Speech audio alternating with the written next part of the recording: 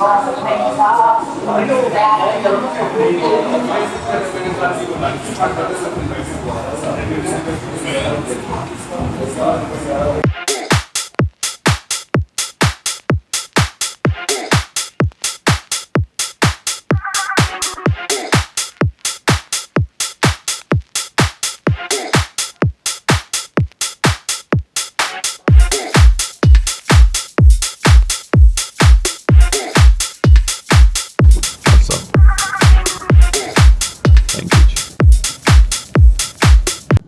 किसी ने मेरे से सवाल किया, पर्सनली सवाल किया कि what do you watch every day for a few hours. So आजकल, और ये अच्छा है, आई थिंक मुझे मेंशन करना चाहिए कि आजकल मैं क्या देख रहा हूँ. Good recommendation. आजकल मैं कॉलिन एंड समीर के पॉडकास्ट देख रहा हूँ, बहुत अच्छे हैं. एक जमाने में मैं डायरी ऑफ सीईओ देखता था, I watch most of it. आजकल कॉलिन एंड समीर देख रहा हूँ, लेकिन लेटली 2 दिन से I am watching this channel called sticks. और वो 2 फिल्म मेकर्स हैं ऑस्ट्रेलिया से, और उनका गोल ये है, ड्रीम ये है कि वो मिस्टर बीस्ट की एक फुल लेंथ फीचर मूवी बनाना चाहते हैं. और मिस्टर बीस्ट से मार्क रोबर ने उनको इंट्रोड्यूस करवाया, और मिस्टर बीस्ट ने उनको एक गोल दिया है कि अगर 5 मिलियन सब्सक्राइबर उनके हो गए तो then Mister Beast will agree for them to make a movie, a full length movie on Mister Beast. So now what they do is they make trailers for different people. Emma Chamberlain के लिए उन्होंने बनाया, mark Rober के लिए बनाया था. आज जो मैं देख रहा हूँ वो जैक किंग, जो इंटरनेट पे मैजिक किंग है, सो उसका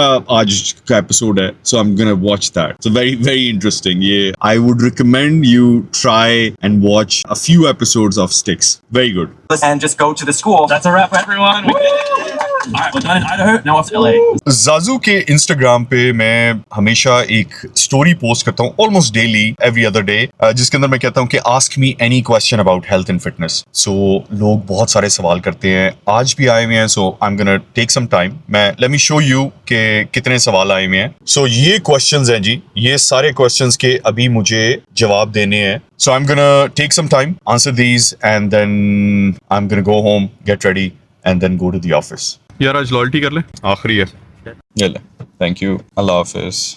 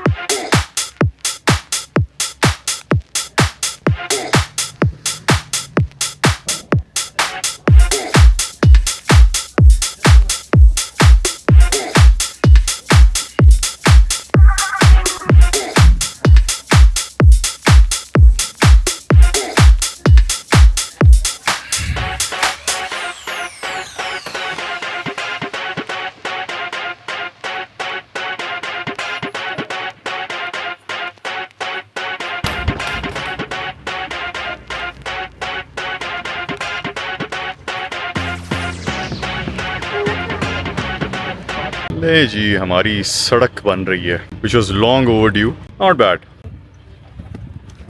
मैं बचपन से ही बहुत चबी था, हेल्दी जिसको कहते हैं, लेकिन मैट्रिक तक आते आते because I leaned very heavily on sports, swimming और जिम्नास्टिक्स खास तौर पे, तो I lost a lot of my weight.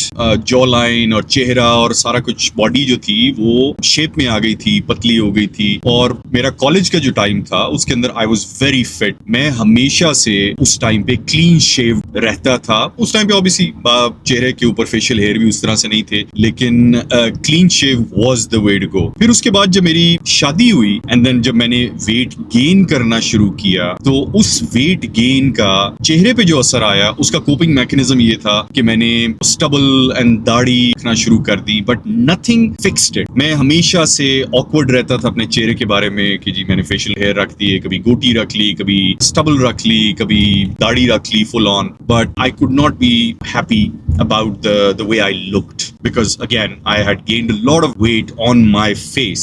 So वो एक प्रॉब्लम था। फिर 2009-10 के बाद मैंने जब जिम स्टार्ट किया, और एक पर्टिकुलर तस्वीर है जहां पे मैंने पहली दफा फील किया कि नहीं, I still have a chance and I can still look better. और वो तस्वीर ये वाली तस्वीर है। इस तस्वीर में मैंने अपने पहली दफा बाल चेंज किए और एक सर्टेन टाइप की गोटी रखना शुरू की, जो चलती रही, लेकिन again I still struggled a lot with the chubbiness on my face. और वही अगेन बहुत सारी चीजें ट्राई की, कभी दाढ़ी रखी, कभी उतारी, डिफरेंट टाइप्स की गोटीज रखी, बट एक स्टाइल गोटी का मुझे हमेशा बहुत अच्छा लगता था, लेकिन क्योंकि I had a chubby face, वो I could never pull it of.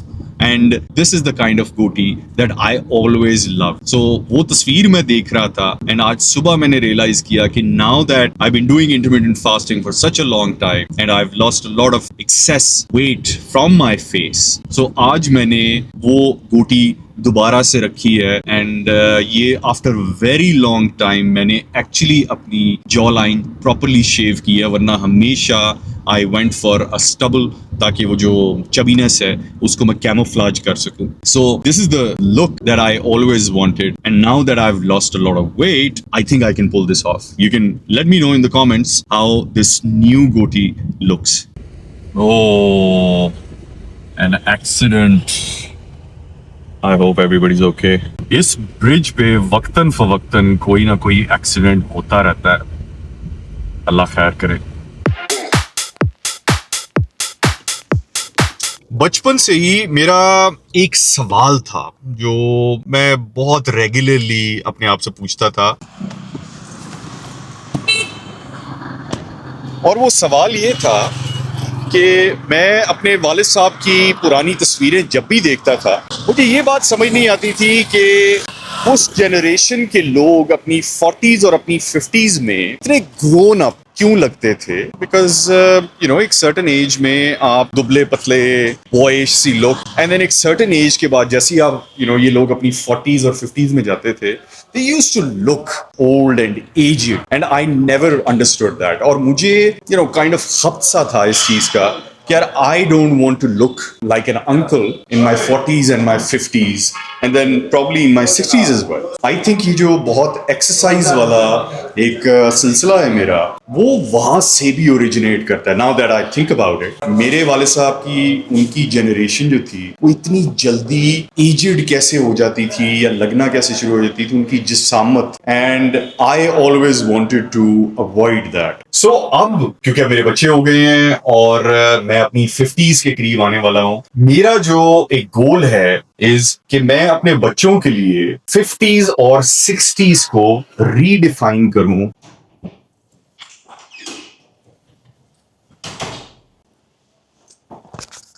By the way, there is nothing wrong with looking like an uncle. I'm sure I look like an uncle. But जो बात मैं कर रहा हूँ वो ये है कि लोग एक certain age में आके अपने आप को बिल्कुल छोड़ देते हैं, और वो जो body की deterioration है, I think I try to avoid that. और जो एक standard मैं set करना चाहता हूँ at least अपने बच्चों के लिए, वो ये है कि जो नई 50s और 60s and maybe 70s वो ऐसी हो सकती है।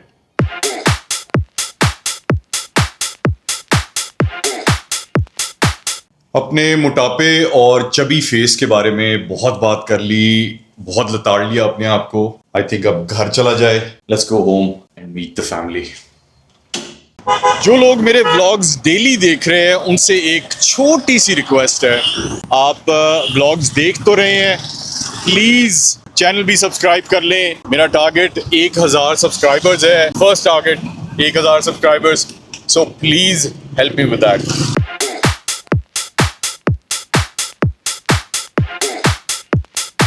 जाजू के सोशल मीडिया पे लोग वक्तन फवक्तन ये सवाल मेरे से जरूर करते हैं कि जी आप अपने आप को मोटिवेटेड किस तरह रखते हैं या मोटिवेशन का क्या तरीका है। देखिए, मोटिवेशन हमेशा अंदर से आती है और कोई काम भी आपने करना है तो वो प्रॉबली आपने सबसे पहले अपने लिए करना है। मैं इसको इस तरह से देखता हूं कि मैं अपने लिए तो करता ही हूं और आई डोंट नो मैं कब तक कर सकूंगा, बिकॉज एक सर्टन एज के बाद यू से कि यार मुझे ये करने की जरूरत नहीं है, अब मैंने क्या करना है, क्यों करना है, किसको दिखाना है। सो मेरी अब मोटिवेशन पेग हो गई है अपने बच्चों के साथ। तो अब मैं जो कुछ भी करता हूँ हेल्थ के लिए, फिटनेस के लिए, अपनी ओवरऑल वेलबींग के लिए, सो मैं सिर्फ इसलिए करता हूँ कि मेरे बच्चे मुझे देखते हैं, वो मेरे से इंस्पायर होते हैं, वो मुझे लुकअप करते हैं। सो अब मैं जो कुछ भी करता हूँ वो सिर्फ अपने बच्चों के लिए करता हूँ और मुझे लगता है कि ये मोटिवेशन जो मेरे बच्चों के साथ लिंक्ड है वो लॉन्ग टर्म है और ये एटलीस्ट मेरी बकिया जिंदगी के लिए मुझे चलाती रहेगी। आप भी इस किस्म की कोई मोटिवेशन अपनी जिंदगी में लेके आए। बच्चों से अच्छी मोटिवेशन कोई और मोटिवेशन नहीं है।